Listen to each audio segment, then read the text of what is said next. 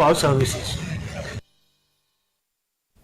Menteri Ketenat Public Health Engineering PHE ubak Reniktan Lingdo Tongkar ulaong baka sorkar jela kadon kam jingerap aspa khatsam klur tingka na kasorkar pedeng ban pentrekam yaka New Shillong Water Supply Scheme NSWSS kasorkar jela kayale ban yo yakani hapo ka Atal Mission for Rejuvenation and Urban Transformation Amrut.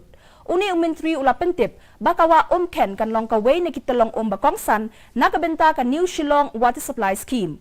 Ula ongru baladon katu kani kitanat sorkar bat kiwe kijaka kiba penbiang syua nalade hakabiadei bat kajing yo Uba tongkar ula ong bahapo ka Amrut layo shispa khat khandai klur tingka na ka sorkar pedeng ban pentrekam ya ka William Nagar Water Supply Scheme.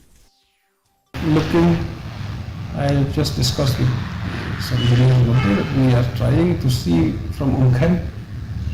It would be Umkhen would be one of the sources that we are considering for this.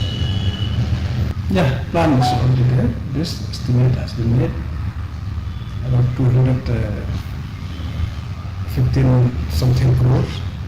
So the plan for Shillong, for New Shillong Water Supply has been there, and we are trying to get the sanction as well from Amrut. Lapin kut no ya ka lempung yelek kai football farmer